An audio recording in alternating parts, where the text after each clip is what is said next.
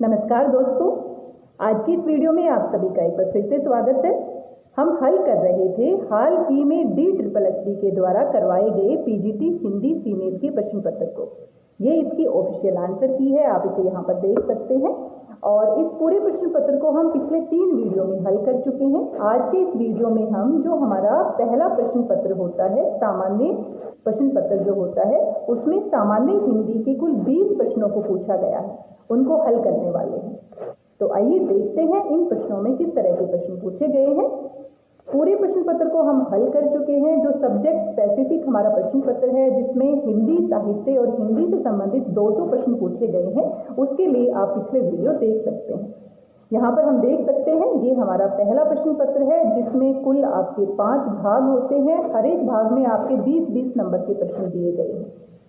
आइए सामान्य हिंदी के प्रश्नों को हल करते हैं। और सामान्य हिंदी के प्रश्न हमारे आप यहाँ पर देख पा रहे हैं, ये सामान्य हिंदी से प्रश्न पूछे गए हैं। पहले प्रश्न पत्र में दिए गए हैं, कुल 20 अंक के प्रश्न हैं। सबसे पहला प्रश्न आप देख सकते हैं, निम्न विकल्पों में से उस विकल्प का चयन करें जो दिए गए शब्द युग्म के सही अर्थ वाला विकल्प है। तो यहाँ पर आपको एक शब्द युग्म दिया गया है, शब्दों का जोड़ा दिया गया है, आप यहाँ पर देख सकते हैं। और ये है कर और करी। कर होता है हाथ और करी होता है हाथी, तो ये हमारा विकल्प सही होगा। साथ साथ आप उत्तर भी देख सकते हैं। अगला प्रश्न देखते हैं। दूसरा हमारा प्रश्न है, निम्न विकल्पों में से उस विकल्प का चयन करें जो उपसर्ग शब्द का सही विकल्प है। तो उपसर्ग शब्द का सही विकल्प आपको चुनना है। यहाँ पर आप देख सकते हैं, शानदार, भाषण और कविता, इनमें उपसर्ग नहीं है। अंतर आत्मा जो हमारा शब्द है, इसमें उपसर्ग का प्रयोग किया गया है। अंतर यहाँ पर उपसर्ग है। आइए अगला प्रश्न देख लेते हैं। निम्न विकल्पों में से उस विकल्प का चयन करें जो दिए गए वाक्य के लिए पक्ष के भेद का सबसे अच्छा विकल्प है। आपसे यहाँ पर पक्ष से भी प्रश्न पूछे गए हैं, साथ में आपको यहाँ पर वृत्ति से भी प्रश्न दिए गए हैं। तो ये दोनों टॉपिक भी आपको अच्छे से करने चाहिए। पक्ष और वृत्ति दोनों से हमसे यहाँ पर प्रश्न पूछे गए हैं। वह दिन भर मेहनत करता था तब सफल हुआ, ये बताना है कौन सा पक्ष यहाँ पर दिया गया है। यहाँ पर सफल होने के लिए उसने अभ्यास किया, तो अभ्यास द्योतक यहाँ पर पक्ष है। अगला प्रश्न है, निम्न विकल्पों में से उस विकल्प का चयन करें जो विराम चिन्ह युक्त वाक्य का सबसे अच्छा विकल्प है। सही विराम चिन्ह का हमें ध्यान रखना है और देखना है कौन से वाक्य में सही विराम चिन्ह का प्रयोग किया गया है। बच्चे, बूढ़े, जवान, स्त्रियां, पुरुष सभी कुछ न कुछ करते हुए दिखाई देंगे। तो चारों विकल्प में से आप देख सकते हैं दूसरा विकल्प बिल्कुल सही है। बच्चे, बूढ़े, जवान, स्त्रियां, पुरुष, यहाँ पर बीच में कोमा लगाए गए हैं, आप देख सकते हैं। और साथ में स्त्रियां और पुरुष, ये आपका शब्द युग्म है, यहाँ पर योजक चिन्ह का भी प्रयोग किया गया है, इसलिए दूसरे विकल्प में सही विराम चिन्हों का प्रयोग किया गया है। अगला प्रश्न है, निम्न विकल्पों में से उस विकल्प का चयन करें जो दिए गए मुहावरे के अर्थ का सबसे अच्छा विकल्प है। कंचन बरसना, यहाँ पर एक मुहावरा दिया गया है और कंचन बरसने का अर्थ होता है खूब धन संपत्ति होना। कंचन होता है सोना, और जहाँ पर सोना बरसता है यानी कि बहुत धन धान्य है, बहुत समृद्धि है वहाँ पर, तो यहाँ पर क्या अर्थ होगा, खूब धन संपत्ति होना। आइए अगला प्रश्न देख लेते हैं। निम्न विकल्पों में से उस विकल्प का चयन करें जो दिए गए विलोम शब्द का विकल्प है। तो यहाँ पर संक्षेप, यहाँ पर शब्द दिया गया है और इसका विलोम शब्द हमें बताना है। संक्षेप होता है छोटे रूप में और विस्तृत या विस्तार होता है बड़े रूप में। तो दूसरा विकल्प हमारा क्या है, सही है। अगला प्रश्न है, निम्न विकल्पों में से उस विकल्प का चयन करें जो दिए गए वाक्य के लिए वृत्ति के भेद का सबसे अच्छा विकल्प है। तो यहाँ पर आप देख सकते हैं, पक्ष से भी हमारे प्रश्न पूछे गए हैं, वृत्ति से भी हमारे प्रश्न पूछे जा रहे हैं। तो इन दोनों टॉपिक को आप अच्छे से तैयार कर सकते हैं। वह गाँव से चल पड़ा होगा, इसमें हमें वृत्ति बतानी है। वह गांव से चल पड़ा होगा, हमें पक्की जानकारी नहीं है, बल्कि हम संदेह कर रहे हैं, हमें शक है, थोड़ी थोड़ी जानकारी हमें है, अंदाजा है, तो इसीलिए संदेह अर्थक हमारा यहाँ पर क्या है, वृत्ति है। चौथा विकल्प यहाँ पर सही है। अगला प्रश्न है, निम्नलिखित प्रश्न में 4 विकल्पों में से उस विकल्प का चयन करें जो कोष्ठक में दिए गए शब्द के अनुसार उत्तम पुरुषवाचक सर्वनाम का सबसे अच्छा विकल्प है। उत्तम पुरुषवाचक सर्वनाम में मैं, मेरा, मुझे, हम, हमारा, इन सभी शब्दों का प्रयोग किया जाता है। तो यहाँ पर आप देख सकते हैं, तुम्हें यानी कि ये मध्यम पुरुष की बात कर रहा है, उसे यानी कि किसी तीसरे पुरुष की बात हो रही है, तो यहाँ पर अन्य पुरुष होगा। तुम्हें में हमारा मध्यम पुरुष होगा। रास्ते में कुछ खा लेना, तो यहाँ पर कुछ खा लेना, यहाँ पर हमारे पास निश्चित जानकारी जानकारी नहीं है तो ये तो पुरुषवाचक सर्वनाम है ही नहीं। तीसरा विकल्प सही है, मुझे मीठा खाना अच्छा लगता है। मुझे हमारा क्या है, उत्तम पुरुषवाचक सर्वनाम का उदाहरण है। आइए अगला प्रश्न देख लेते हैं। निम्न विकल्पों में से उस विकल्प का चयन करें जो बहुब्रीहि समास के विग्रह का सही विकल्प है। तो बहुब्रीहि समास में तीसरा पद हमारा प्रधान होता है और यहाँ पर आप देख सकते हैं, यहाँ पर हमारे पास प्रश्न दिया गया है, नहीं है दया जिसमें। अब जिसमें दया नहीं होती उसके लिए हम एक तीसरा शब्द प्रयोग कर सकते हैं, निर्दय। निर्दय जो होता है जिसमें दया नहीं होती है, ऐसे व्यक्ति के लिए प्रयोग किया गया है। तो ये बहुब्रीहि समास का सही हमारे पास विकल्प है। और यहाँ पर बहुब्रीहि जो है वो मिसप्रिंट है, गलत लिखा गया है, बहुव्रीहि होता है। तो यहाँ पर आप देख सकते हैं टाइपिंग एरर भी है। आइए अगला प्रश्न देखते हैं। निम्न विकल्पों में से उस विकल्प का चयन करें जो दिए गए वाक्य के लिए वाक्य के प्रकार का सबसे अच्छा विकल्प है। तो आप सभी जानते हैं रचना के आधार पर वाक्य के कुल 3 भेद होते हैं और यहाँ पर हमारे पास एक उदाहरण दिया गया है। आइए देख लेते हैं। वहां गोली चली और सन्नाटा छा गया। और की सहायता से इसे जोड़ा गया है, यानी कि समुच्चय बोधक शब्द है। 2 हमारे उपवाक्य हैं, वहां गोली चली और सन्नाटा छा गया। तो ये हमारा संयुक्त वाक्य का उदाहरण है। अगला प्रश्न है हमारा प्रश्न संख्या 11 है। निम्न विकल्पों में से उस विकल्प का चयन करें जो दिए गए संधि विच्छेद शब्द के सही संधि का विकल्प है। तो मनु धन अंतर, यहाँ पर हमें संधि का सही विकल्प बताना है, मनवनंतर। और ये यण स्वर संधि है। आपने देखा है पूरे प्रश्न पत्र में यण स्वर संधि और गुण स्वर संधि से बार बार प्रश्न पूछे जा रहे हैं। तो आप संधि वाले टॉपिक को भी बहुत अच्छे से तैयार कर सकते हैं। आगे देखते हैं। निम्न विकल्पों में से उस विकल्प का चयन करें जो दिए गए मुहावरे के अर्थ का सबसे अच्छा विकल्प है। तो मुहावरे और लोकोक्तियां भी बार बार पूछी गई है। यहाँ पर गर्दन पर सवार होना यानी पीछे ही पड़ जाना, किसी की गर्दन पर सवार होना यानी पीछे ही पड़ जाना, पहला विकल्प सही है।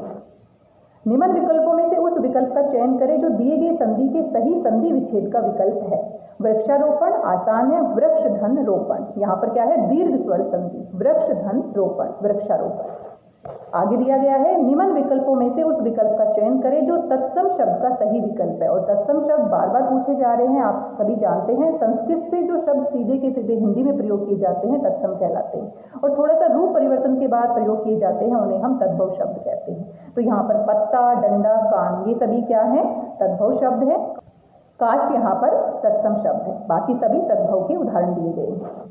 निम्न विकल्पों में से उस विकल्प का चयन करें जो दिए गए लोकोक्ति के अर्थ का अच्छा विकल्प है। सबसे सही विकल्प आपको चुनना है। थोथा चना बाजे गना, बहुत ही लोकप्रिय लोकोक्ति है। यहाँ पर ओछा व्यक्ति सदा दिखावा करता है। जिस व्यक्ति के पास थोड़ा सा ज्ञान होता है, थोड़ी सी बुद्धि होती है, वो दिखावा बहुत करता है। थोथा चना बाजे गना, पहला विकल्प सही है। आगे आप देख सकते हैं हर एक प्रश्न पत्र में आपसे अपठित गद्यांश और पद्यांश के उदाहरण दिए जाते हैं। तो यहाँ पर फिर से हमारे पास एक अपठित गद्यांश है, आप देख सकते हैं और इसे आपको पढ़ना है। पढ़ने के बाद आपको यहाँ से कुछ प्रश्न दिए जाएंगे, उनको आपको ध्यान से पढ़ने के बाद, समझने के बाद आपको प्रश्नों के उत्तर देने हैं। आइए जल्दी से पढ़ लेते हैं। बाल श्रम आमतौर पर मजदूरी के भुगतान के बिना या भुगतान के साथ बच्चों के शारीरिक कार्य कराना है। बाल श्रम केवल भारत तक सीमित नहीं है, ये एक वैश्विक घटना है। भारतीय संविधान के अनुसार किसी उद्योग, कल कारखाने या किसी कंपनी में मानसिक या शारीरिक श्रम करने वाले 15 से 14 वर्ष उम्र के बच्चों को बाल श्रमिक कहा जाता है। तो यहाँ पर बाल मजदूरी, बाल श्रमिक की परिभाषा बताई गई है। संयुक्त राष्ट्र के अनुसार 18 वर्ष से कम उम्र के श्रम करने वाले लोग बाल श्रमिक हैं। अंतर्राष्ट्रीय श्रम संगठन के अनुसार बाल श्रम की उम्र 15 वर्ष तय की गई है। अमेरिका में 12 वर्ष या उससे कम उम्र के लोगों को बाल श्रमिक माना जाता है।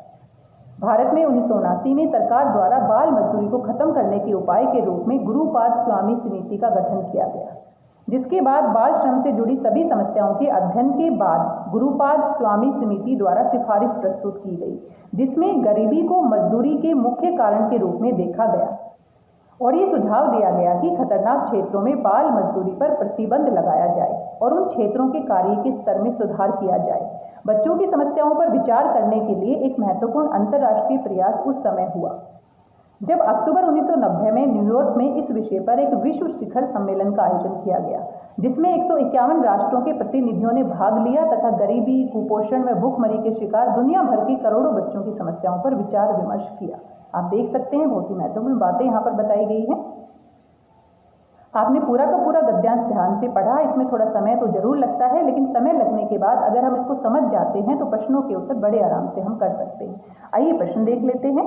इस गद्यांश का उचित शीर्षक दीजिए। बार बार शीर्षक हमसे पूछा जाता है और शीर्षक सबसे सही और कम शब्दों में मूल भाव को प्रदर्शित करने वाला होना चाहिए। तो यहाँ पर हम देख सकते हैं बाल श्रम को रोकने के नियम व कानून, दूसरा विकल्प सबसे सही है। बाल मजदूरी एक अभिशाप, लेकिन मूल भाव को हमें ध्यान में रखना है। बाल मजदूरी के कारण, लेकिन मूल भाव जो हमारा पूरा गद्यांश का है वो सबसे सही विकल्प कौन सा है, दूसरा। अगला हमारा प्रश्न इसी से पूछा गया है। अंतर्राष्ट्रीय श्रम संगठन के अनुसार बाल श्रम की उम्र कितने साल तय की गई है? 15 वर्ष तय की गई है, अभी हमने पढ़ा है। अगला प्रश्न है इसी गद्यांश से दिया गया है। भारत में कौन से वर्ष सरकार द्वारा बाल मजदूरी को खत्म करने के उपाय के लिए कौन सी समिति का गठन किया गया? 1979 गुरुपाद समिति, अभी हमने पढ़ा है, आसान है। अगला प्रश्न है प्रतिबंध शब्द का सही विलोम लिखे। प्रतिबंध होता है बंधन में रखना और छूट होता है इसका विलोम शब्द, तो छूट यहाँ पर सबसे सही होगा। अगला और अंतिम प्रश्न है, क्योंकि सामान्य हिंदी से पहले प्रश्न पत्र में कुल 20 ही अंक के प्रश्न पूछे गए हैं। किसी उद्योग, कल कारखाने या किसी कंपनी में मानसिक या शारीरिक श्रम करने वाले 15 से 14 वर्ष उम्र के बच्चों को बाल श्रमिक कहा जाता है। उपयुक्त वाक्य किस देश के अनुसार है? सही विकल्प का चुनाव करिए। भारतीय संविधान के अनुसार ये वाक्य दिया गया है और ये कुल 20 प्रश्न थे जो सामान्य हिंदी से पूछे गए हैं। इसके बाद हमारा सब्जेक्ट स्पेसिफिक प्रश्न पत्र शुरू हो जाता है। आप देख सकते हैं इस पूरे को हम पिछले 3 वीडियो में अच्छे से डिस्कस कर चुके हैं, आप वो वीडियो देख सकते हैं।